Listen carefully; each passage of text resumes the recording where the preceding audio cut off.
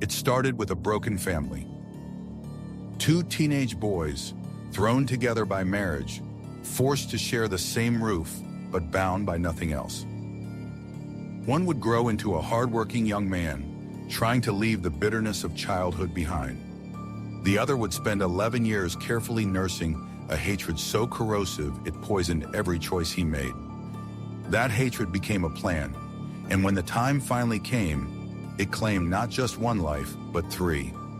This is the story of how a stepbrother's thirst for revenge unraveled into a killing spree, baffled detectives for years, and left an entire town haunted by the question, how long can someone wait to strike? Before we begin, don't forget to subscribe to Criminal Minds Archives for more chilling true crime stories that dive deep into the darkest corners of the human mind. The story begins in 2009, in a quiet suburban neighborhood just outside of Dayton, Ohio. The Harper family wasn't wealthy, but they were steady.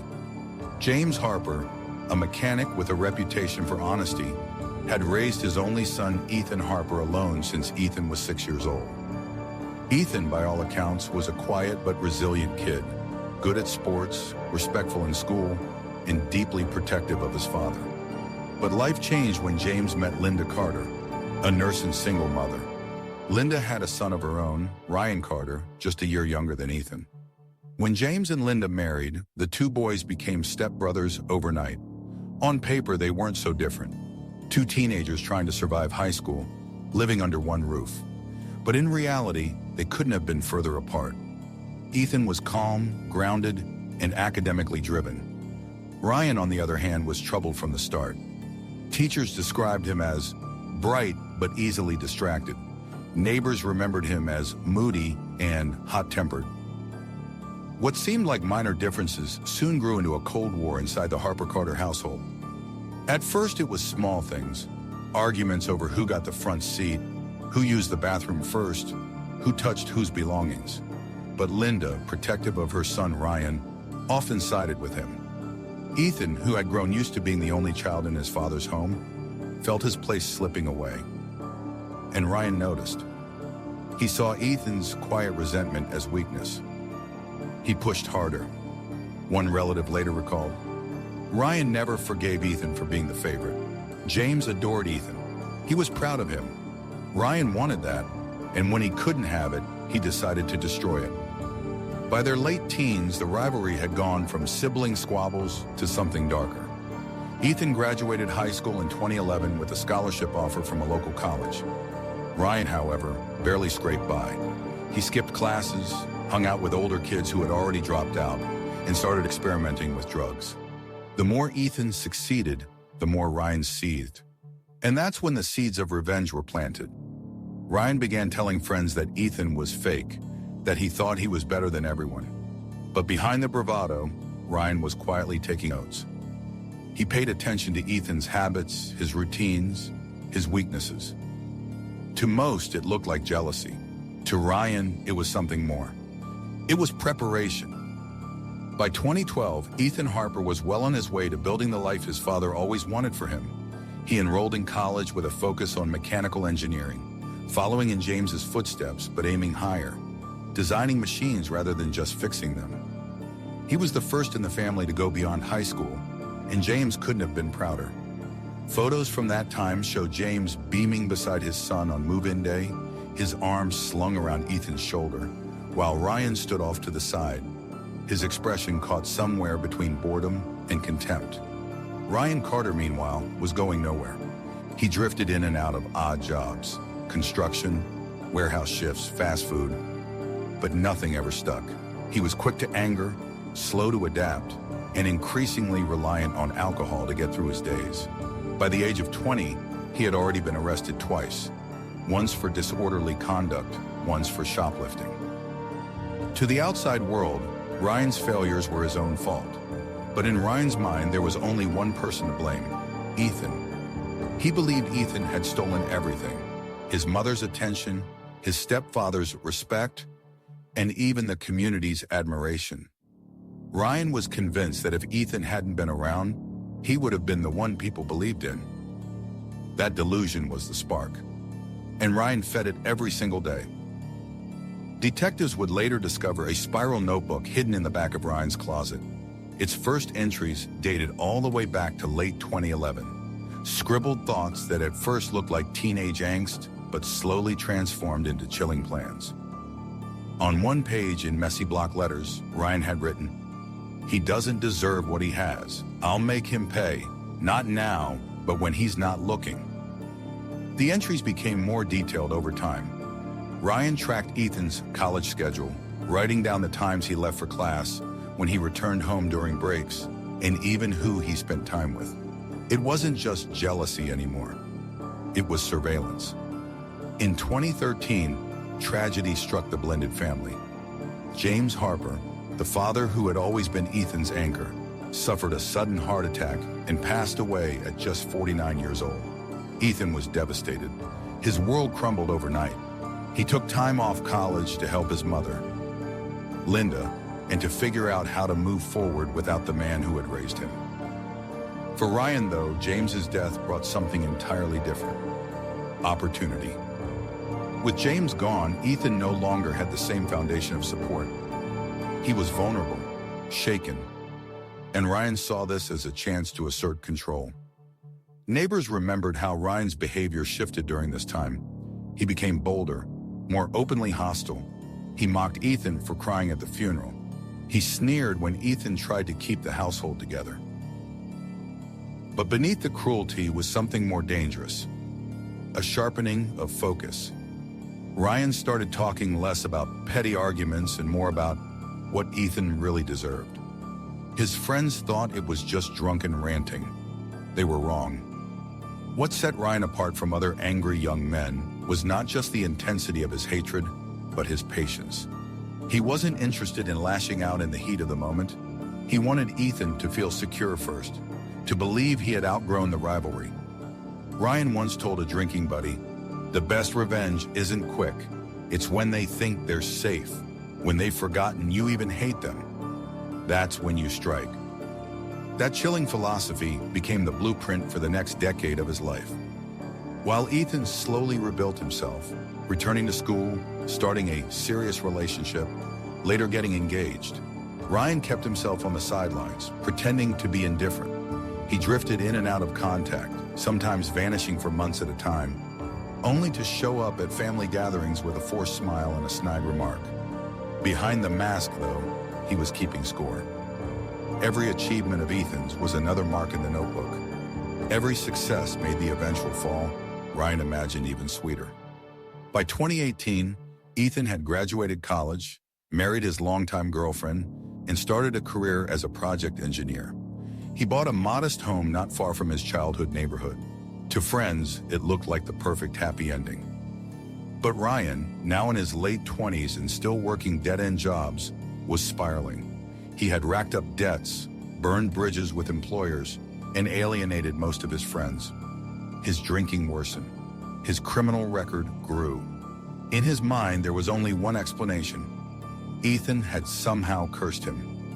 Ethan's existence was the reason he couldn't get ahead. It was irrational, but for Ryan, irrationality had calcified into certainty. That year, entries in his notebook took a darker turn.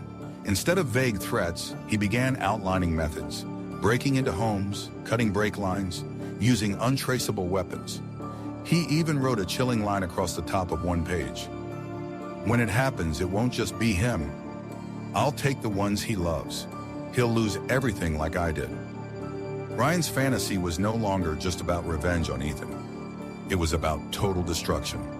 From 2019 to 2020, Ryan seemed, for the first time, to mellow. Family members later described him as trying to turn his life around. He took a steady job as a delivery driver, kept in semi-regular touch with his mother, and even congratulated Ethan on the birth of his first child.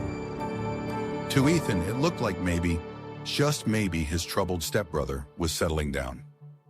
But detectives would later argue that this calm was the most dangerous part of Ryan's plan. It was the camouflage, the cooling period that made his eventual actions so shocking. Because in Ryan's mind, nothing had changed. He was still counting down, still planning, still feeding the fire that had been burning since they were teenagers under the same roof. And in 2021, the storm would finally break. The year was 2021. For most families, the pandemic years had been a time of isolation, reflection, and, for some, reconciliation. But for Ryan Carter, isolation only gave him more time to stew in bitterness. He had just turned 30, and to the outside world, his life was stagnant. He was still living in a small rented apartment, juggling delivery jobs, and sinking deeper into alcohol dependency. Ethan Harper, on the other hand, seemed to be thriving. Married, a new father, employed in a stable career, he embodied the very stability Ryan believed had been stolen from him. It was in those long, lonely nights in his apartment that Ryan's plan moved from fantasy to reality.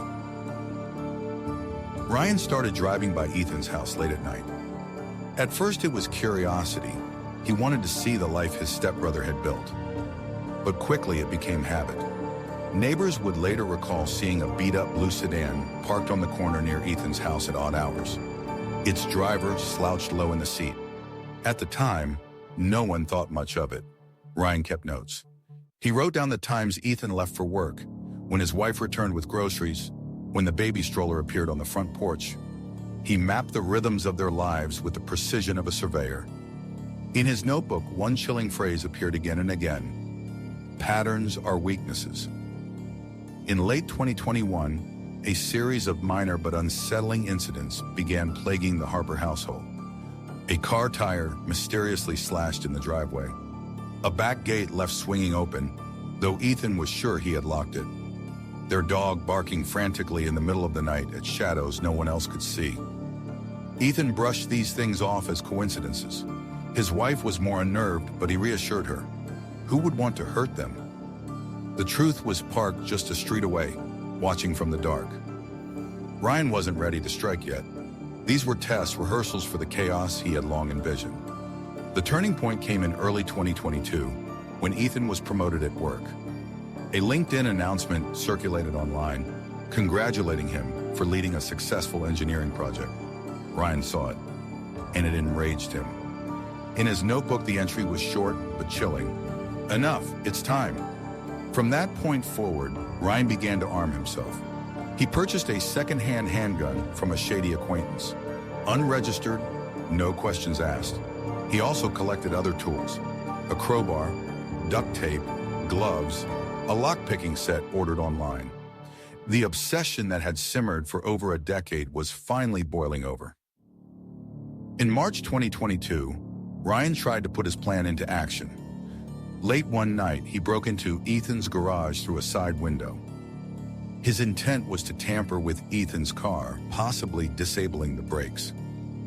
But as he moved through the darkened garage, the baby monitor from inside the house crackled to life. A soft cry carried through the stillness. Ryan froze.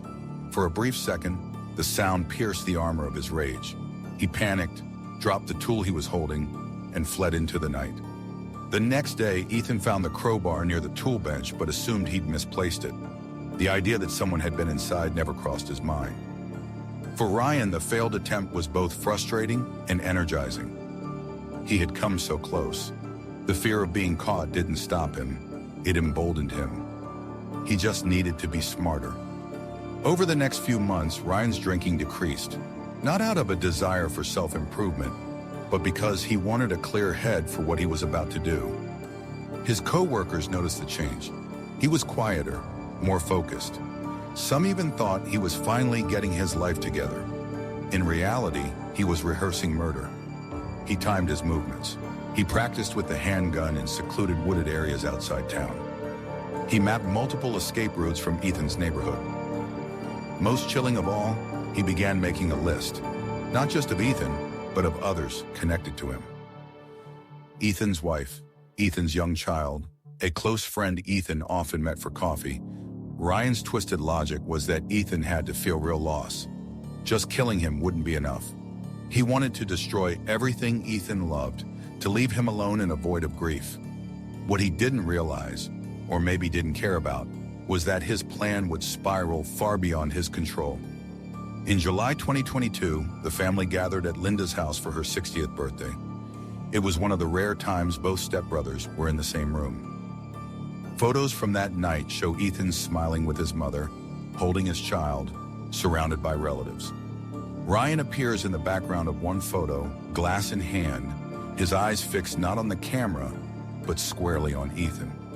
Several relatives later testified that Ryan seemed off that night, quiet, tense, as though he were holding back something. That gathering would be the last time the family saw them all together before the murders began. In the weeks following the birthday, Ryan's entries in the notebook took on an almost ritualistic tone. He counted down days, he rehearsed lines, he might say. He even sketched crude diagrams of Ethan's house, labeling doors, windows, and blind spots. The final entry before the murders was just 3 words: "It begins now." And with that, 11 years of festering hatred was about to erupt in bloodshed. The first killing wasn't supposed to happen the way it did. Ryan Carter had envisioned his revenge for years, but reality rarely follows fantasy. And when the moment finally came, it was messy, impulsive, and deadlier than even he anticipated. It was a warm August night in 2022. Ethan had been working late, and his wife, Sarah Harper, decided to run a quick errand at a nearby pharmacy before putting their baby to bed. She left just after 8:30 p.m., planning to be back in less than half an hour. Ryan, who had been stalking the family's movements for weeks, spotted her leaving. He hadn't originally planned to target Sarah first. His rage had always centered on Ethan, but when he saw her walking alone into the dimly lit parking lot, opportunity whispered to him. He followed her inside, keeping his distance as she picked up a bag of prescriptions and walked back out. He waited until she was unlocking her car door before he approached. According to later security footage, Ryan's face was partially obscured by a baseball cap pulled low. He said something to Sarah, words that were never clearly heard on tape. What happened next was fast and brutal. As Sarah turned to get into her car, Ryan shoved her inside, forcing the door closed behind him. Within seconds, the struggle began. Police would later reconstruct the attack from fingerprints, DNA, and Ryan's own partial confession. He pulled the handgun he had been carrying for months and threatened Sarah to stay quiet. But Sarah fought back, kicking, clawing, screaming inside the car. In the chaos, the gun discharged. A single shot tore through Sarah's chest. She collapsed against the steering wheel, her lifeblood staining the dashboard. Ryan froze for a moment, staring at what he had done. This wasn't how it was supposed to begin. He had imagined control, ritual, the satisfaction of drawing out his stepbrother's suffering. Instead, he was standing in a parking lot beside a dead woman, adrenaline surging through his veins. But instead of fleeing, Ryan made a chilling decision. He leaned into the chaos. He dragged Sarah's body into the passenger seat, slid behind the wheel, and drove away into the night. Ryan didn't have a plan for disposing of a body that night. He drove aimlessly for nearly an hour, panic and exhilaration battling inside him. Finally, he pulled off onto a secluded service road near an abandoned quarry. There, under the dim glow of the moon, he left Sarah's body slumped against a pile of rocks. He wiped down parts of the car, trying to erase his fingerprints, and abandoned it nearby. The attempt was sloppy, but for a time it worked. 2 days later, hikers stumbled across the car. The scene was gruesome. Sarah Harper's body was badly decomposed from the summer heat, but the single gunshot wound was unmistakable. News of the discovery spread fast. Ethan, who had reported his wife missing the night she disappeared, was crushed. In interviews, neighbors recalled his devastation as almost unbearable. One described him collapsing onto the grass outside his house, sobbing uncontrollably when police delivered the news. The community rallied around Ethan, but whispers spread too. Investigators always look at spouses first in murder cases, and while there was no evidence linking Ethan to Sarah's death, suspicion lingered in the air. Ryan watched it all unfold from the shadows, relishing the pain. In his mind, this wasn't a mistake, it was destiny. His original plan may have been disrupted, but the outcome was the same. Ethan was suffering. And that, to Ryan, was victory. Detectives quickly realized the case was more complicated than a random act of violence. The lack of robbery, the close-range gunshot, the way the body had been moved, it all suggested something personal. Surveillance footage from the pharmacy gave them their first lead, a figure in a baseball cap loitering in the aisles near Sarah. Though the footage was grainy, investigators believed the man had followed her outside. At first, they had no name, but when Ethan mentioned his estranged stepbrother during an interview, eyebrows were raised. Ethan described Ryan as unstable and admitted they hadn't spoken much in recent years, but insisted he couldn't imagine Ryan hurting Sarah. Detectives weren't so sure. They pulled Ryan's records, petty crimes, disorderly conduct, assault charges. Nothing that screamed killer, but enough to keep his name on their list. What stunned investigators later was how calm Ryan appeared in the aftermath. He attended Sarah's funeral, standing quietly at the back of the church. Several family members recalled him offering condolences to Ethan with an oddly detached tone. One relative described it chillingly. It was like he was watching a show. He wasn't grieving. He was studying Ethan's grief, almost like he was feeding off it. For Ethan, the funeral was unbearable. For Ryan, it was confirmation. His plan, however messy its beginning, was working. Most killers panic after their first murder. Ryan didn't. Instead, he grew bolder. He realized the power he held, the devastation he could cause, and he wasn't finished. In his notebook, new entries appeared just days after Sarah's death. One down, he's broken, but not enough. The next will finish it. Ryan had tasted blood, and now nothing could stop him. The murder of Sarah Harper should have been the climax of Ryan Carter's decade-long obsession. But for him, it was only the beginning. The chaos of that night, the blood, the panic, the cover-up, had awakened something inside him. The fear he expected to feel never came. Instead, there was a rush, a dark thrill that settled into determination. If anything, Ryan now felt unstoppable. 2 months later, in October 2022, tragedy struck again. Ethan had leaned heavily on his closest friend, Michael Turner, during the weeks following Sarah's death. Michael was more than a friend. He was practically family. A college roommate who had become Ethan's confidant, business advisor, and godfather to his child. Ryan knew all of this. He had watched their bond for years with envy. And in his warped logic, Michael represented the final insult. The brother Ethan had chosen over him. On the evening of October 14th, Michael left Ethan's house after checking in on him. It was a little after 11 p.m. when he pulled into his own driveway. What he didn't know was that Ryan had been following him for over an hour. As Michael stepped out of his car, Ryan attacked. Armed with a crowbar, he struck Michael repeatedly, each blow fueled by years of rage. Michael never had a chance. Ryan dragged his body behind a shed, covering it with a tarp, then rifled through Michael's wallet and car to stage the scene as a robbery gone wrong. But detectives later noted the sloppiness. Michael's watch, phone, and wedding ring were left untouched. Whoever had killed him wasn't interested in valuables. They were interested in Michael himself. When news broke of Michael's death, the community was rattled. 2 murders in 2 months, both striking close to Ethan Harper's life, seemed too cruel to be coincidence.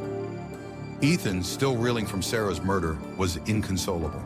He told detectives he felt cursed, that everyone around him was being taken. To investigators, though, the pattern was becoming clearer. Whoever the killer was, they were targeting Ethan's inner circle. And suspicion turned back, once again, to Ryan. Detectives began digging deeper into Ryan's movements. Phone records placed him within a mile of Michael's house the night of the murder. A neighbor recalled seeing a blue sedan idling nearby. But investigators still lacked direct evidence. Without DNA, without fingerprints, without a clear motive, Ryan remained a person of interest, not a suspect. What they didn't know was that Ryan was already preparing for his next strike, the one he believed would end everything. The final killing came in December 2022. Ethan had been staying with his mother, Linda, bringing his child with him for safety. The holidays were supposed to offer a brief respite from grief, a chance to be with family. But Ryan saw only opportunity. On December 22nd, Linda was found dead in her home. The scene was brutal. She had been strangled in the living room, no signs of forced entry. Her purse and valuables remained untouched. This time, detectives wasted no time drawing the line. Sarah, Michael, and now Linda. 3 murders, all bound by one man's life. But the most haunting detail came later. When searching Linda's home, investigators discovered Ryan's fingerprints on a glass in the kitchen. He had been there. For Ethan, the loss was unbearable. In just 4 months, he had buried his wife, his best friend, and now his mother. His grief turned to guilt. He told detectives, "I don't know why this is happening, but I know it's because of me. Everyone I love is dead because of me." Investigators didn't share that sentiment aloud, but privately, many agreed. Someone was orchestrating a campaign of destruction against Ethan Harper. And Ryan Carter was at the top of their list. After Linda's death, Ryan became reckless. He attended her funeral, standing only feet from detectives who were already investigating him. One officer later said, "He looked almost proud, like he wanted us to know, but not be able to prove it." But pride breeds mistakes. Investigators obtained a warrant to search Ryan's apartment. What they found would unravel everything. A spiral notebook detailing years of resentment, surveillance notes, and chilling phrases like, "Patterns are weaknesses," and "one down." A handgun hidden in a shoebox, later matched by ballistics to the bullet that killed Sarah Harper. Michael's bloodstains on the handle of a crowbar is tucked beneath his bed. The evidence was damning. On January 3rd, 2023, Ryan Carter was arrested outside his apartment. Witnesses recalled the scene, armed officers surrounding his car. Ryan stepping out with an eerie calm, almost smirking as he was handcuffed. He didn't resist. In fact, he seemed to relish the attention. During questioning, Ryan admitted to following Ethan's family and friends for years.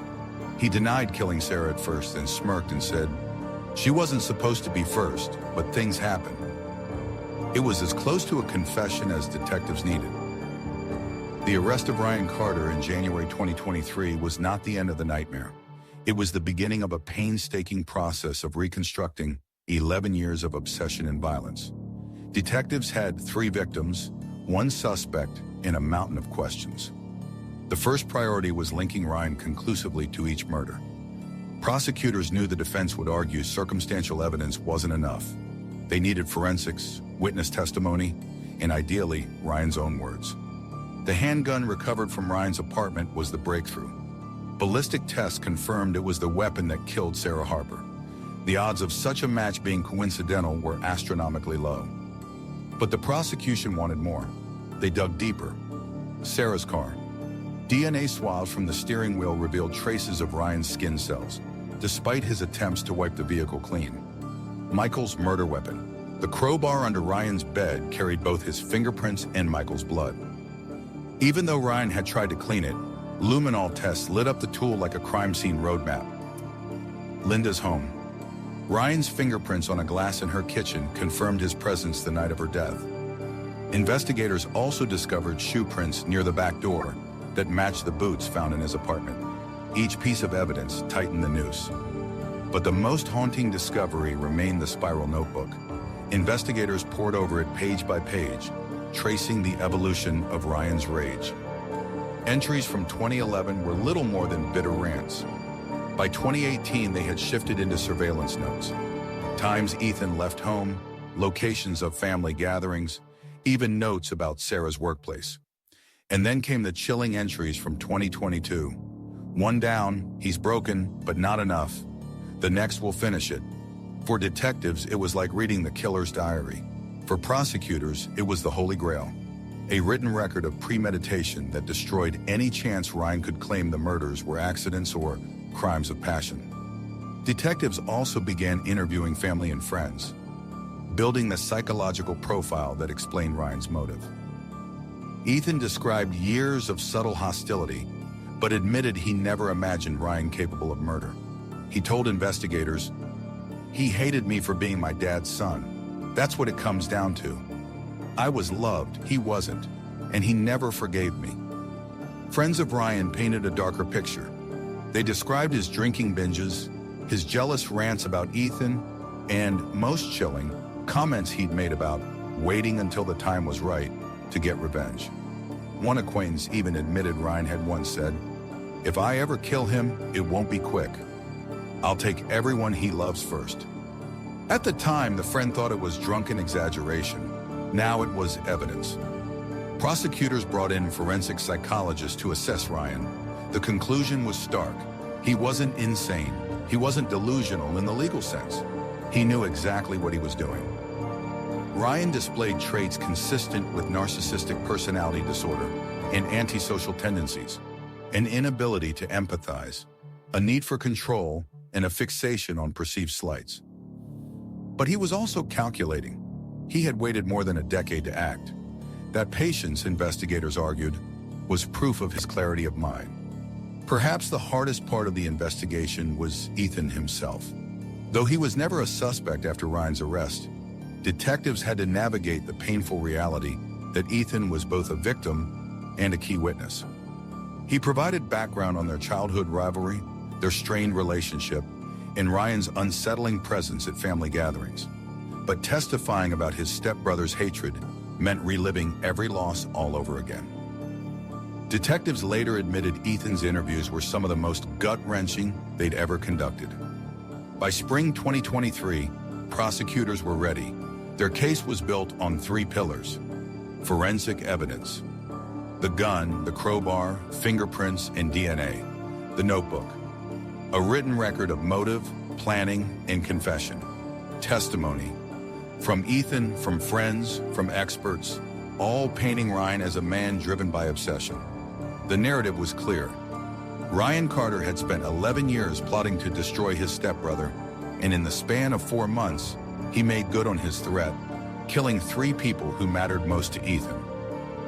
What unsettled investigators most was Ryan's attitude after arrest. During questioning, he spoke without remorse.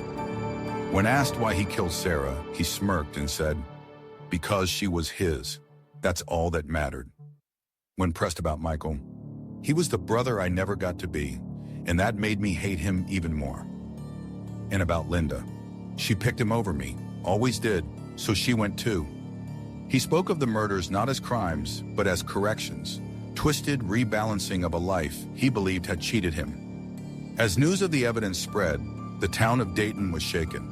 People who had once dismissed Ryan as a troubled but harmless man were stunned to learn of his capacity for violence. Local newspapers ran headlines like, "Stepbrother's revenge leaves 3 dead," and 11 years of hate. The story dominated nightly news, turning Ethan's private grief into public tragedy. For investigators, though, the case was clear. They had the evidence, the motive, and the confession. Now it was up to the courts. The trial was set for fall 2023. And with it came one final question. Would justice feel like enough for Ethan Harper, the man who had lost everything? In October 2023, the trial of Ryan Carter opened in Montgomery County Courthouse. The courtroom was packed. Family members, reporters, true crime enthusiasts, and neighbors who had watched the Harper Carter family for years. On one side sat Ethan Harper, gaunt from grief, flanked by surviving relatives, and clutching a photo of his late wife. On the other sat Ryan, dressed neatly in a collared shirt provided by his attorney. His expression unreadable. The charges were staggering. 3 counts of first-degree murder, 1 count of kidnapping for the abduction of Sarah Harper in the pharmacy parking lot, weapons charges tied to the illegal possession of the handgun. If convicted, Ryan faced life in prison without parole. The prosecutor, Karen Douglas, laid out the story with surgical precision. She began with the spiral notebook, projecting enlarged excerpts onto a courtroom screen. The words, "One down and the next will finish it," echoed in the hushed room. Douglas described Ryan as a man who had nursed a grudge for over a decade, who waited patiently, methodically, until he could dismantle his stepbrother's life piece by piece. Forensic experts testified about the gun, the crowbar, the fingerprints. Detectives walked jurors through Ryan's movements on each murder night. A forensic psychologist explained how Ryan's resentment morphed into obsession and obsession into violence.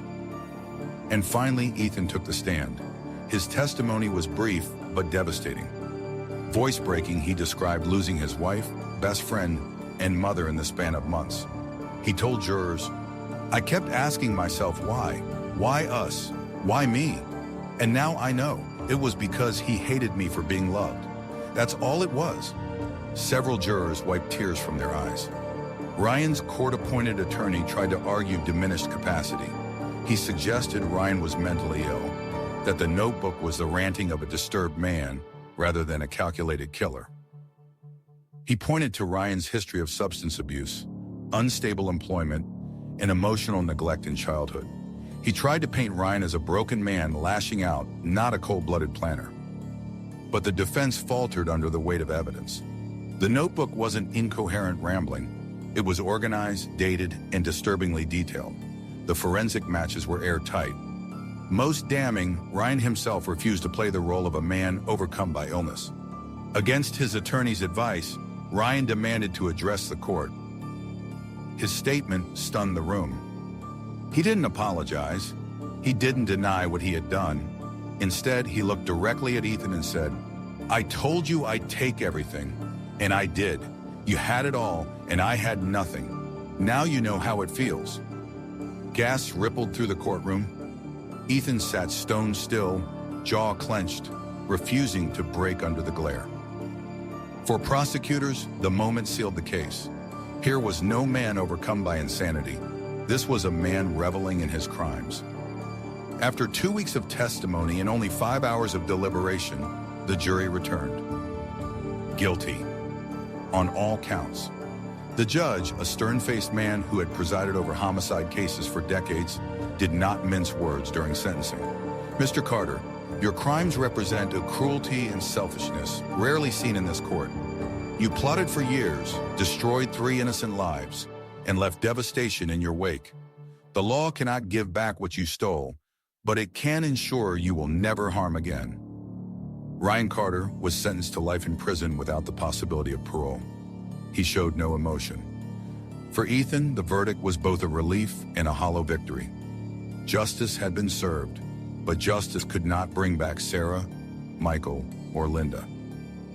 Reporters noted that Ethan left the courthouse quietly, avoiding cameras, clutching his child's hand as they slipped into a waiting car.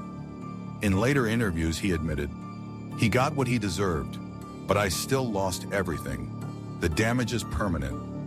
I just have to survive it." The community remained shaken. Memorials were held for the victims, with candlelight vigils honoring their lives. Local papers ran retrospectives titled, "The Stepbrother Who Waited 11 Years," and "Hate in the Family." Prison officials described Ryan as calm, detached, and unrepentant. He spent most of his time in his cell, rarely interacting with others, occasionally scribbling in new notebooks. One guard recalled him muttering under his breath, "It was worth it." It was a chilling reminder that some obsessions don't fade, even after the final gavel. The case left behind one haunting question. How could a grudge fester for so long, unseen, until it consumed 3 lives? For investigators, the answer was as unsettling as it was simple. Sometimes hate is patient. Ryan Carter had proved that revenge doesn't always come in an explosion of anger. Sometimes it waits in silence, year after year, until the right moment arrives. And when it finally does, the destruction is total. The trial was over, the sentence handed down, and the case closed. But the shadows it left behind would never truly lift. 3 people were dead, a family destroyed, and at the center of it all, a man whose revenge had been 11 years in the making. Ryan Carter's story isn't just one of murder. It's a chilling reminder of how bitterness, left unchecked, can grow into something monstrous. He didn't kill in the heat of passion. He killed with patience, precision, and a twisted sense of purpose. For most people, grudges fade with time. Arguments cool, resentments soften. But for Ryan, time was not a healer. It was a weapon. Every year that passed wasn't a step toward forgiveness. It was a step closer to revenge.